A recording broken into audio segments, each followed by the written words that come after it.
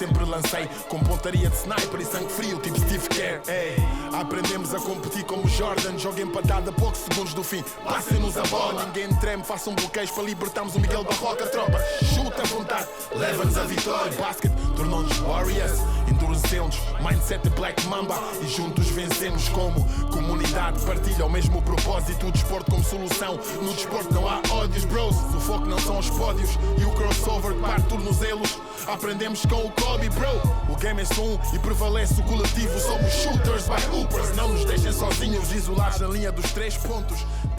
Sejam bem-vindos a mais um episódio do One on One by Hoopers. Já sabem que podem ver e ouvir este episódio e os outros nos sítios do costume. Hoopers.club, YouTube, Spotify, iTunes. Passem por lá, deem-nos feedback. Antes de começar este episódio, quero agradecer à Câmara Municipal de Matosinhos por nos ter cedido aqui um bocadinho de tempo neste fantástico pavilhão para gravarmos 2 episódios. E um desses episódios é com o meu amigo Pedro Lourenço. Pedro, antes de mais, é sempre bom ver-te. Sempre bom. Obrigado por sentares aqui um bocadinho para conversarmos sobre basquete, que é aquilo que nos move. Eu, para começar, quero perguntar-te qual é que é a tua primeira memória relacionada com o jogo de basquete. Difícil. Sabes que foram muitas memórias. A primeira memória, tenho que dizer, foi quando era pequenino, aqui no pavilhão da minha cidade, Matosinhos, mas em Guifões. Sim. Onde ainda era de cimento e que era aquele basquete puro e duro. São as minhas primeiras memórias do basquete, são essas sem dúvida. E o meu irmão, foi o meu irmão que me levou, eu ia com ele. Tinha apenas 5 anos quando comecei a jogar. E são essas as memórias, mas memórias há imensas. Esse pavilhão do Guifões que falaste, que era um pavilhão dificílimo de jogar, não é? Aquilo era dificílimo para quem visitava aquele pavilhão. Sim, era um pavilhão à moda antiga, não é? A gente vibrava, sempre cheio. E o Guifões tinha uma forma de jogar, éramos duros, leais, não maldosos, mas duros. Mas não muito diferente a outros clubes que há por aí, não é? Claro. Estilo Barreirense, etc. Claro. Mas tínhamos uma identidade, sim, sem dúvida. Diz-me uma coisa, começas então com 5 anos, como é que é essa tua primeira experiência no basquete? Como é que te sentias dentro de campo? Como é que um miúdo de 5 anos viveu esse início? Sabes, efetivamente foi através do meu irmão. O meu irmão jogava basquete e os amigos ali em volta do meu irmão também jogavam, e eu comecei a treinar em casa. Tinha uma bola de basquete em casa e driblava por casa, era chato com os meus pais, sempre a casa, tudo servia de cesto. Lembro-me perfeitamente uma caixa de costura da minha mãe e eu com uma bola de ténis a lançar já então desde longe. E foi isso, não é? Naquela altura as nossas vidas eram diferentes, não é? Sim. Aquele desporto começou a ser para mim uma paixão e eu sentia-me muito bem ali e efetivamente fiz amizades e tu sabes como funciona, não é? Claro. Começamos aí com os nossos amigos, arrastas a outros e foi assim. E realmente o basquete desde cedo começou a ser uma paixão para mim. Fazes todo o teu percurso de formação no Guifões? Eu fiz o meu percurso de formação no Guifões até aos sub-18, apesar de que joguei na equipa sénior do Guifões, ainda com idade de júnior, e depois passei para o Futebol Clube do Porto, onde fiz parte, felizmente, de umas equipas muito, muito fortes do Futebol Clube do Porto. Fala-me dessas equipas, fala-me dessa transição e fala-me dessas equipas, das pessoas que te marcaram nessas equipas. Esta transição, por acaso, foi engraçada. Eu, na altura... Porque vais para uma realidade completamente diferente, Completamente diferente. Foi num torneio da Adidas, eu era patrocinado pela Adidas, sabes que naquela altura jogávamos muito 3x3, fomos campeões do mundo. Sim, já eu quero falar sobre isso. Sim, mas eu ainda era jogador de Guifões, falaste da transição e teve muito também a ver com isso. Okay. Como fomos campeões do mundo, nós tínhamos efetivamente ali jogadores com muita qualidade no Guifões. E num torneio da Adidas, que foi o ABCD na Póvoa, que o teu pai era um dos treinadores, e aquilo, muitos treinadores, muitos jogadores que tu sabes bem. Tu ainda não foste, porque tu ainda és mais novo, pequenino, não pequenino, mas novo ainda. E foi nesse evento em que fui abordado por pessoas que eu gosto muito do Futebol Clube do Porto, um deles o professor Alberto Babo.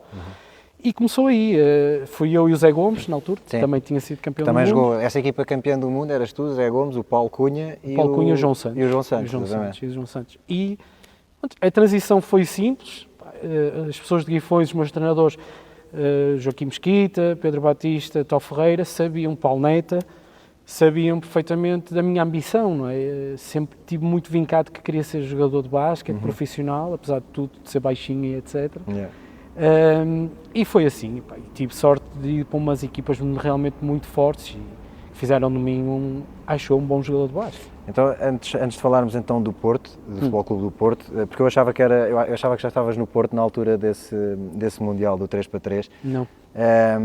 Conta-me essa experiência, porque é uma coisa, agora o 3x3 voltou a aparecer, nomeadamente com a FIBA mesmo a organizar essa competição. Mas fala-me dessa experiência. Eu acho que para alguém da minha geração o 3x3 foi realmente algo maravilhoso, porque eram momentos das nossas vidas em que nós pegámos na mochila e saíamos daquele contexto da competição que antigamente eu acho que havia muito mais, apesar de que agora há muitos torneios, etc, Final Fours, tem mais do que na nossa altura, mas a competição era muito mais rigorosa, em que tu realmente, a relação que tinhas com os atletas das outras equipas já era diferente. E tinhas a oportunidade de pegar na mochila e ir à Póvoa, Matosinhos, Lisboa, Aveiro, e conheces as pessoas. Eu acho que isso era um ponto fundamental, que era o conhecer as outras realidades, as outras pessoas, os jogadores de outros sítios, porque não havia, tu não conseguias ver tudo como vês hoje em dia. Sem dúvida. E a forma de muitas vezes conheceres quem é que andava a partir a loiça em Lisboa ou no Porto, era precisamente esses torneios. Acabava por te chegar quem eram efetivamente os bons jogadores. Depois tu querias ir lá ver. E querias jogar com eles, não é? Claro. Eu lembro perfeitamente de jogadores como o Diogo Carreira, Carlos Andrade, podia estar aqui a falar muito, Ricardo Martinho, havia jogadores efetivamente muito bons e que tu só tinhas aquela pequena oportunidade de jogar no Nacional e se a tua equipa tivesse a possibilidade de ir à Final Four. E os 3x3 era isto, não é? Tu acabavas por poder competir com essa malta e conhecê-los, e eu só tenho amigos no basquete, apesar da rivalidade com alguns, só tenho amigos e tenho admiração porque cada um deles também fez a sua parte na minha formação como atleta pessoal, e como pessoal. E é um facto que eu tinha uma equipa que era os Piratas, éramos 4 jogadores do Guifões, que era o Rui Parada, era o Zé Gomes, o Eduardo, e depois havia o Lionel também e havia o Luís, que eram outros jogadores que também vinham. E nós ganhámos muitos anos seguidos. Porque efetivamente tínhamos aquela coesão e éramos duros, tu já sabes. Éramos duros e cada um tinha a sua forma de jogar e acho que enquadrávamos bem no que é o 3x3, na altura e no atual. Ou seja, eu penso que até no atual poderíamos competir se tivéssemos menos barriga e fôssemos mais novos. Mas o 3x3 foi muito importante nessa transição e acho que até na evolução do próprio basquete. Na altura, a gente tem sempre aquela mania de dizer que na nossa altura é que era bom, mas o que é certo é que durante aquele período em que tu não estavas no teu clube a competir nem a treinar, não deixavas de o fazer. Não é? Porque, efetivamente, íamos a muitos sítios. E obrigava-te a desenvolver outro tipo de skills que, se calhar, no clube não eram tão prioritários, porque o jogo era completamente diferente na rua, não é? Sim, é um facto que no Guifões, e um reconhecimento aos meus treinadores, sempre foi um clube, na altura, que trabalhava muitos fundamentos, 2x2, 3x3, e isso, depois, no 5x5 era muito importante e quando tu passavas para a transição do 3x3 estavas em tudo, era familiar o que se estava a passar num 3x3, não é? E éramos efetivamente jogadores que vivíamos aquilo e gostávamos e falávamos, não treinávamos, mas falávamos e correu bem. E nessa altura surgiu a oportunidade e acho que a Adidas fez muito bem porque fomos um ano a Budapeste, essa equipa dos Piratas, e efetivamente no nível europeu já era mais difícil competir, por peso, por várias questões. E quando fizemos aquela seleção, lembro perfeitamente, foi em Lisboa, era o Jofre Leal era um dos júris, não me queria esquecer nenhum, nem dizer nenhuma asneira, penso que era o Carlos Lisboa também, e escolheram aquela seleção, que foi fui eu, tive a sorte de ser escolhido entre muitos e bons, Paulo Cunha, Zé Gomes e João Santos, e fomos campeões do mundo, porque efetivamente acho que éramos todos coesos e cada um sabia o que tinha que fazer, e tivemos um bocado de sorte também. Também é preciso sempre para ganhar qualquer campeonato. Fala-me então agora do Porto, a ida para o Futebol Clube do Porto, a realidade completamente diferente em que te encontraste, quem eram essas equipas onde tu jogaste, quem eram, que jogadores te marcaram mais, fala-me um bocadinho dessa experiência. Essa equipa do Futebol Clube do Porto foi fantástica, quando fui para o Porto fui para os Júniors, não fiz logo a transição para a equipa sénior, mas na minha equipa Júnior tinha Nuno Perdigão, Miguel Miranda, Elbi Zebra, José Gomes, o nosso grande amigo Hugo Sousa, que agora conta umas anedotas, mas era um excelente jogador, tínhamos o Miguel Faria, o José Samarão, sim. Era uma equipa muito forte. Eu lembro-me de ver essa, lá está, não era fácil vermos essas equipas, nós ouvíamos falar dessas equipas, mas eu lembro-me de ver essa equipa e eu penso que tu estavas lá também, no torneio da Amadora, que era um torneio internacional que havia no final da época, e eu lembro muito bem dessa. Apesar de que eu fui castigado nesse torneio pelo Júlio Matos. A sério? Joguei pouco. Foi. O Júlio Matos. Tivemos sempre uma relação amorosa e eu adoro o Júlio Matos, mas como éramos muito competitivos na altura, nesse torneio fui castigado, joguei pouco. Fica aqui a dica que não me esqueci. mas sim, estivemos nesse torneio e essa equipa acabou por ganhar absolutamente tudo, nós ganhamos tudo.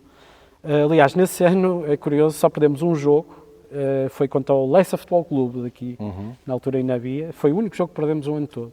Éramos uma equipa realmente muito forte, fomos campeões nacionais nesse ano no Estoril, nos Salesianos, sim.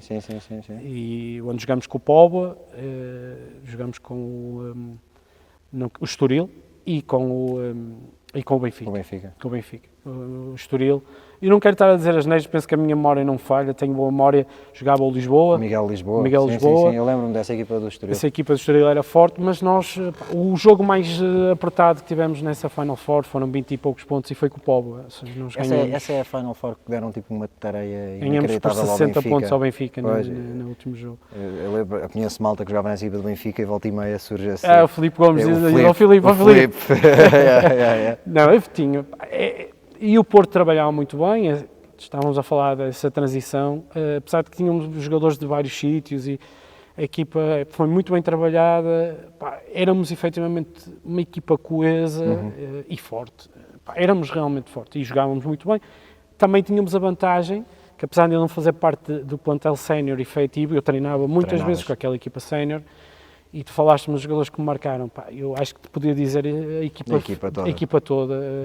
Rui Santos, apanhei o Fernando, o Raul, que era meu companheiro de quarto, Raul Santos, uma pessoa fantástica.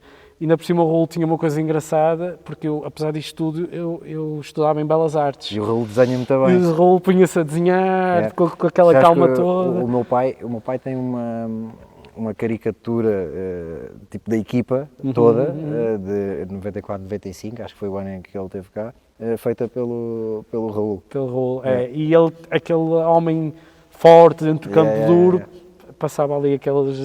era engraçado, mas assim, não te posso deixar de dizer que eu acho o Paulo Pinto foi provavelmente o melhor jogador com quem eu tive a oportunidade, mais completo, era um exemplo de pessoa. Não é por não estar aqui entre nós. Sim.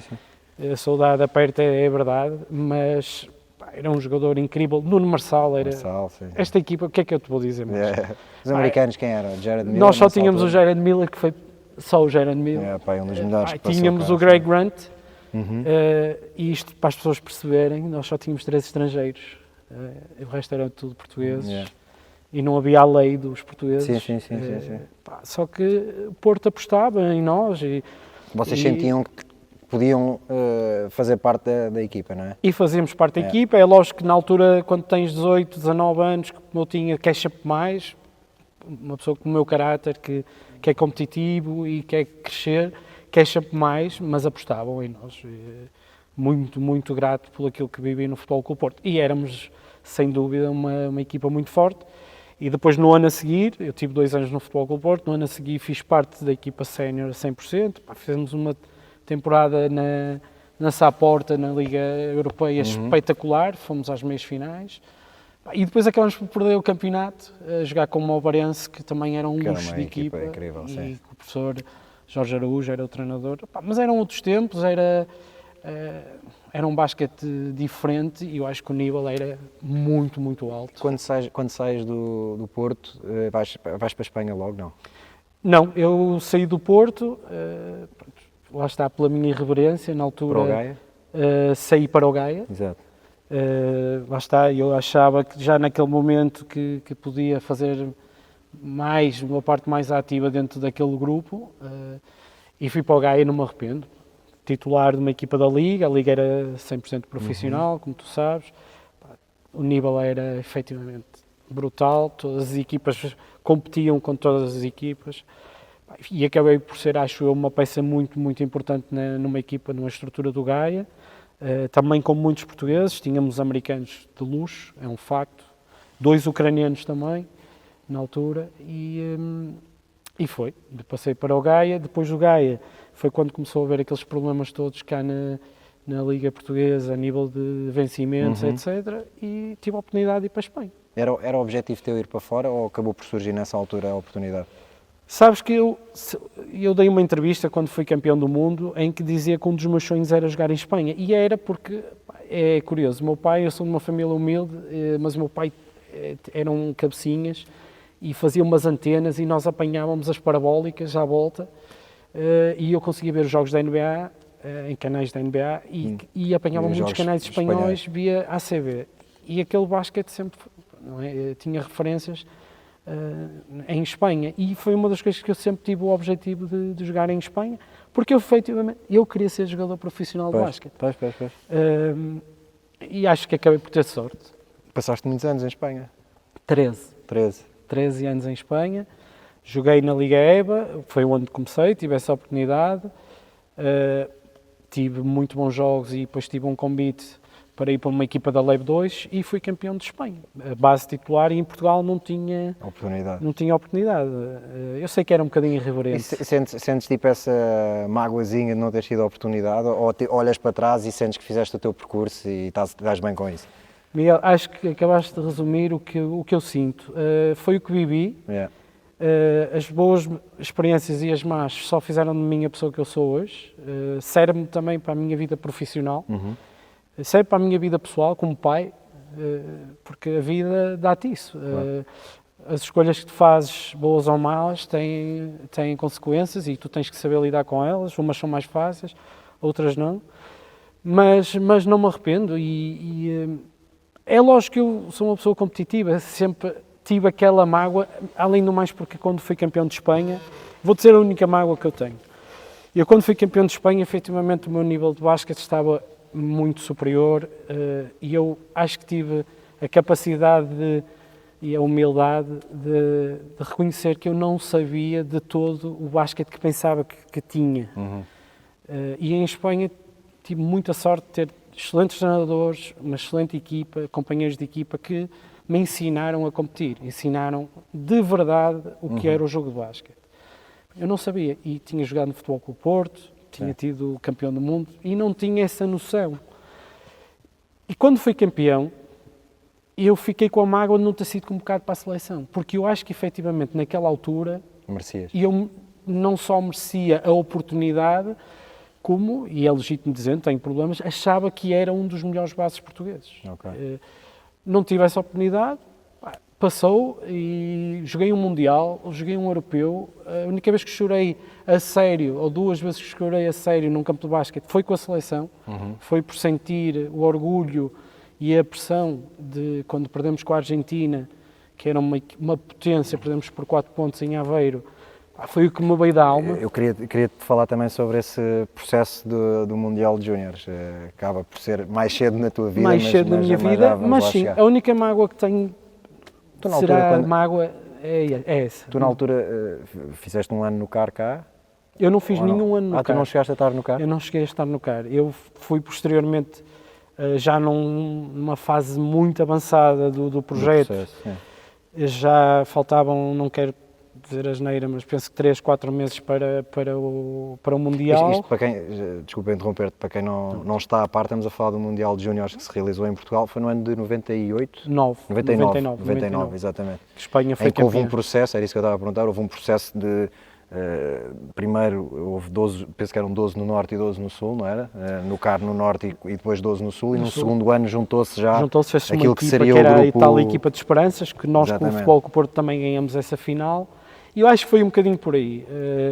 A nossa equipa do Futebol Clube do Porto ganhou essa final, onde até acho que foi um dos melhores jogadores nesse jogo, e houve muita pressão para te integrarem nesse do grupo. Futebol Clube do Porto. Não foi só a mim, porque houve outros jogadores que foram convocados nessa altura, mas efetivamente acho que acabei por ficar por mérito próprio. É um momento, esse orgulho. Mundial é um momento marcante, de certeza, para ti, porque eu lembro-me na altura, toda a comunidade do basquete estava ligada àquilo que se estava a passar, eram pavilhões cheios de norte a sul de Portugal, alguns pavilhões... como por exemplo o do Farense, que é um pavilhão lindíssimo, e agora o Farense subiu divisão, e acho que até por algumas imagens que vi, teve casa cheia em alguns dos últimos jogos, que é fantástico, de facto é um pavilhão... Uma equipa playground. És tu que equipas o... Pois é, já vi, são bonitos os equipamentos, já lá vamos chegar à Playground. Lá vamos chegar à Playground. Mas de facto foi um momento marcante na história do basquete português, do qual tu fizeste parte, com nomes que acabaram também por ter carreiras belíssimas aqui no basquete português. Fala-me dessa experiência. Vocês sentiam que havia toda uma comunidade à vossa volta a apoiar-vos e a acompanhar-vos? Sem dúvida, foi uma experiência maravilhosa. A nossa modalidade era efetivamente a segunda modalidade neste país, e a comunicação na altura não havia o que há hoje, e mesmo assim, é o que tu dizes, os pavilhões estavam cheios, sentimos muito apoio em todos os pavilhões que fomos.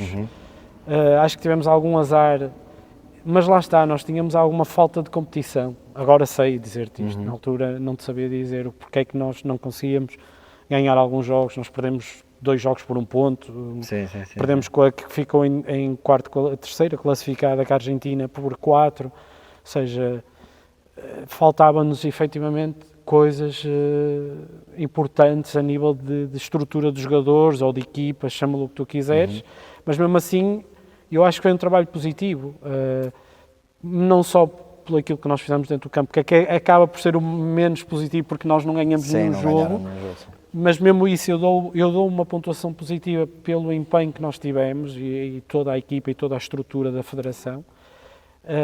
Mas a organização foi brutal. Eu lembro-me de ver a final entre Estados Unidos e Espanha, no pavilhão Atlântico. 12 mil pessoas. Cheio. E uma geração de Espanha que acaba por aparecer aí, ter o seu primeiro grande momento.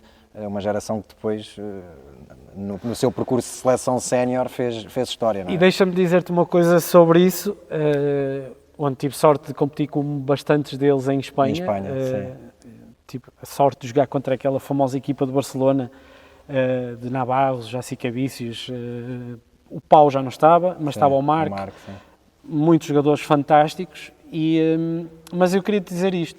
Nós, quando acabou o Mundial, a mesma seleção, nós fomos fazer um apuramento à Corunha contra essa seleção de Espanha que tinha sido campeã do mundo, e nós competimos o jogo contra eles. Nós perdemos por 15 pontos. Pode ser que eles nos tenham subestimado, etc. Ok, dou isso de barato, mas nós competimos. Mas não deixou de ser, exato. E nós nessa competição ganhamos a Alemanha, acho que ganhamos na altura a Finlândia, ou seja, nós essa equipa fomos a um torneio em Itália, ganhamos a Itália, ou seja, estou a mentir, a Itália foi a equipa de cadetes que eu joguei, mas fomos a um torneio na Holanda, onde jogamos contra Estónia, equipas fortes, até uma equipa sénior holandesa, e ganhamos o torneio. Ou seja, nós tínhamos jogadores fantásticos, o Jaime, o Paulo Cunha, Fernando Neves, o André Pinto, eu podia estar a dizer todos, né? Carlos Feixas, que acabou por ser também é treinador. Ou seja, tínhamos uma equipa muito, muito, muito boa, só que lá está, faltava-nos alguma coisa, os outros eram melhores, ponto. Mas aquela final, só dizer isto, ver 12 mil pessoas a ver um jogo de basquete em Portugal... De júniores. alguma coisa teve que ser feita e muito bem feita. Sim. É um dos, para mim é um dos momentos mais bonitos da história do basquete português. Isso que há outros, mas esse para mim está... Estamos a falar em 1999, 99, onde sim. não havia os recursos que há hoje, Certo. etc. É por isso, parabéns. Quando terminas a tua carreira, acabas por, e agora vamos falar aqui para outra fase da tua vida, acabas por te manter ligado ao basquete através da criação de uma marca de equipamentos de basquete portuguesa, que é a Playground Stars. O que é que te leva a arriscar, falando de um mercado que é pequeno, o nosso mercado de basquete nacional, o que é que te leva a arriscar em criar algo para o basquete, neste caso material, equipamentos? Fala-me um bocadinho deste projeto, do início deste Este projeto é engraçado porque ele começa dedicado ao basquete, mas por culpa de uma equipa de futebol. Ok. Porque eu quando jogava em Espanha, comecei cedo a pensar que não ia ter uma carreira tão extensa a um nível alto, porque a exigência era muito elevada e o meu corpo continua a ter os mesmos 1,75 m. Eu tinha muito sacrifício, treinava muito e percebi cedo que nunca podia alcançar um nível em que me permitisse viver só e exclusivamente do basquete. Okay. Não era mal pago, não era... E teres tipo tempo, mas... quando acabasse a carreira, de teres ali um tempo para pensar com calma o que é que ias... Correto. Começaste a antecipar isso. Comecei a antecipar isso, a minha retirada, e eu, como te disse, eu estudei artes e adoro artes, e tive a sorte, eu fui convidado para uma equipa de futebol da primeira divisão em Espanha, que na altura era o Ginástic Tarragona. Eles subiram da primeira divisão, da segunda para a primeira, jogavam contra os Galácticos, Ronaldinhos e Messi na altura do Barcelona, ou seja, eu fui para o departamento de marketing e eu era o diretor de marca, eles tinham uma marca própria, e nós trabalhávamos muito com o Atlético de Bilbao, que tinha na altura também marca própria. Para avançar, para não ser maçador, eu tive acesso a produções, malhas, e comecei a perceber de que efetivamente podia ter uma marca dedicada a basquete com material de alta qualidade.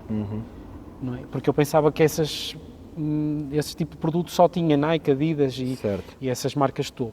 E comecei a perceber de que tu podias fazer um projeto alternativo a essas grandes marcas. E foi assim.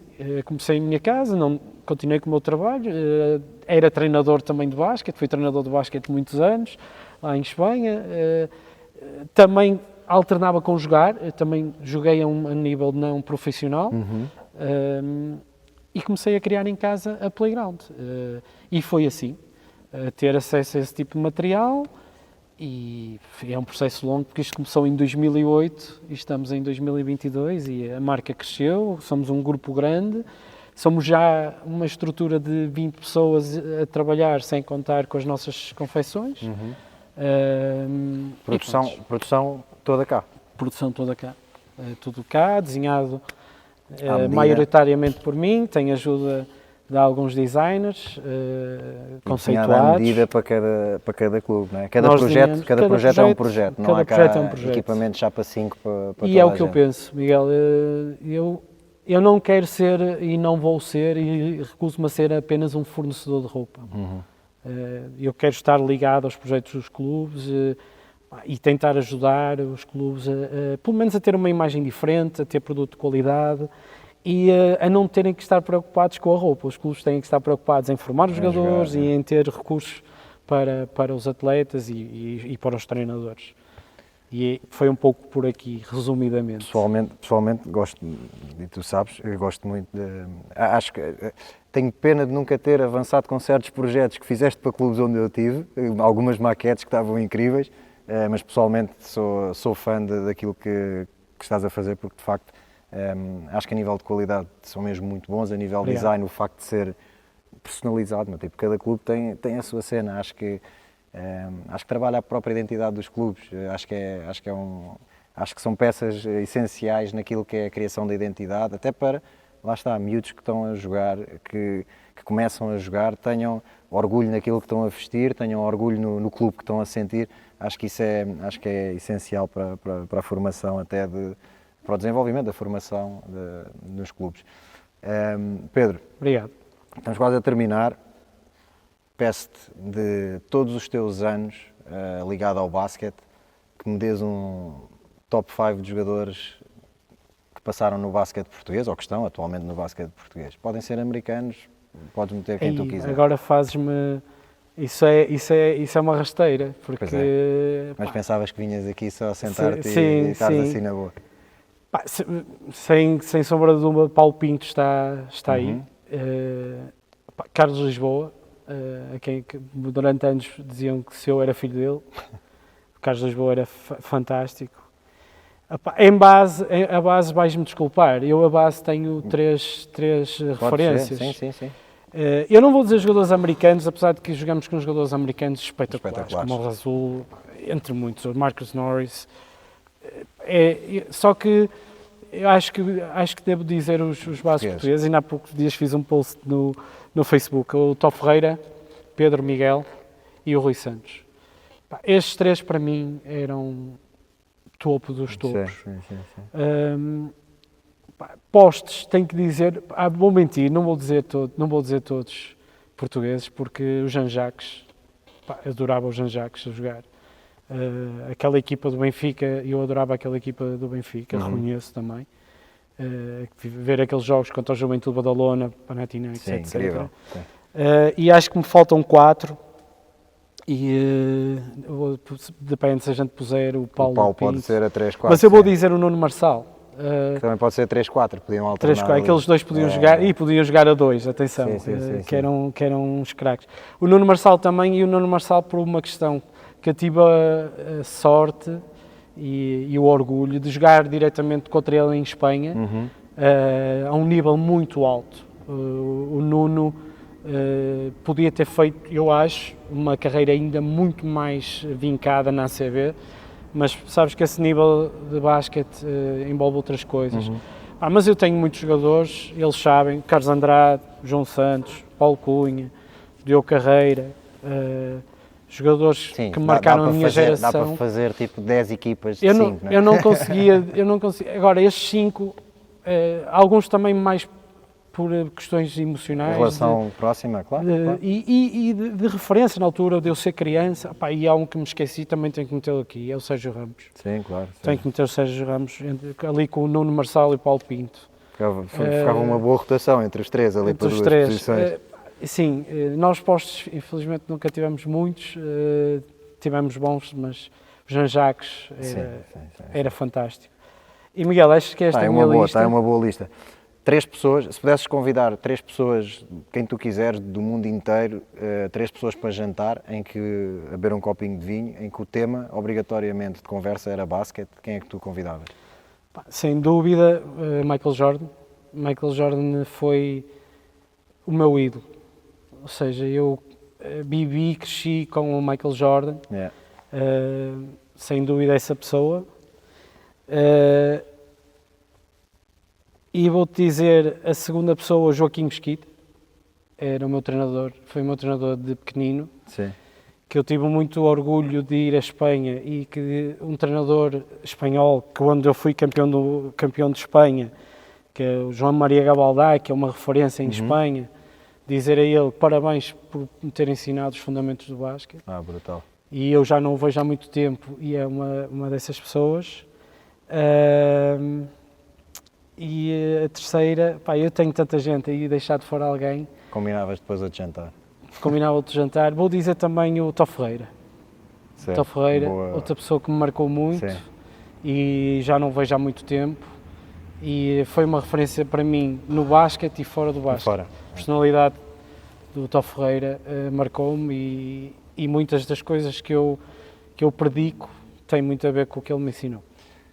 Para terminar, eu quero sempre acreditar que temos algum miúdo, alguma miúda que estão a começar agora a jogar, a ouvir e a ver estes episódios do nosso podcast.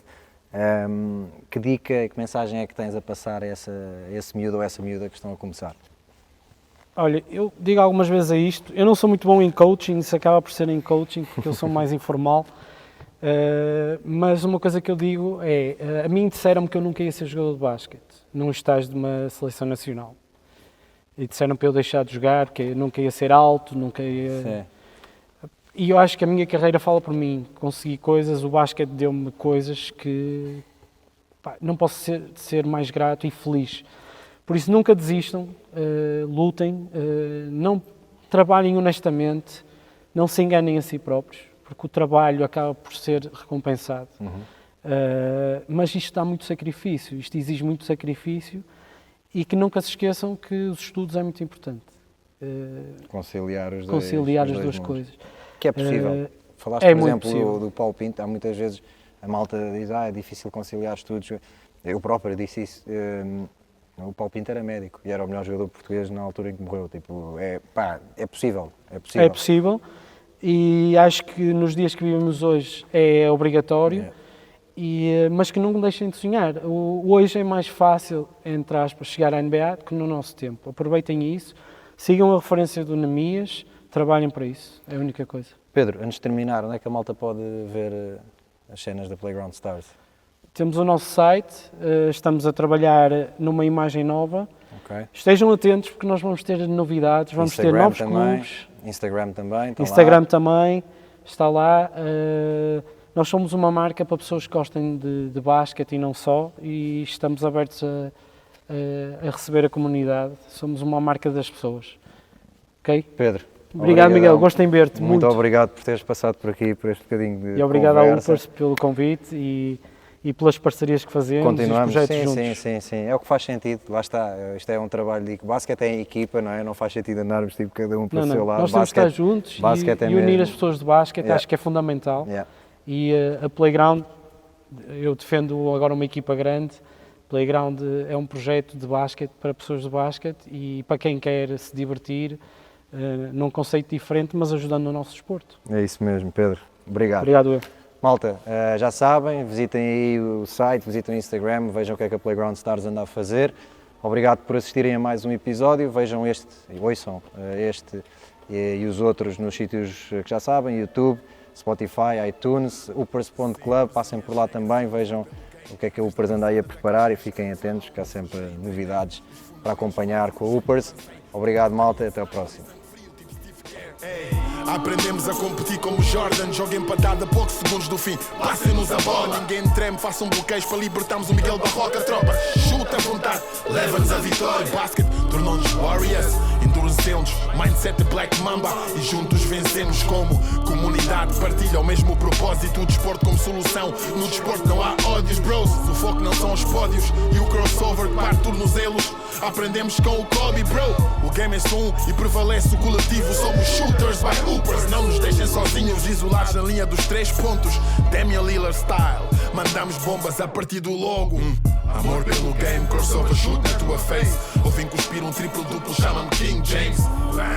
Lances livres é connosco, somos clutch como Splash Bros, Stephen Curry, Klay Thompson. Lances livres é connosco, somos clutch como Splash Bros, Stephen Curry, Klay Thompson. Amor pelo game, crossover shoot na tua face. Ouvem cuspir um triplo-duplo, chama-me King James. Lances livres é connosco, somos clutch como Splash Bros, Stephen Curry, Klay Thompson. Chama-me King James. King James. Lances livres é connosco, somos clutch como Splash Bros, Stephen Curry, Klay Thompson.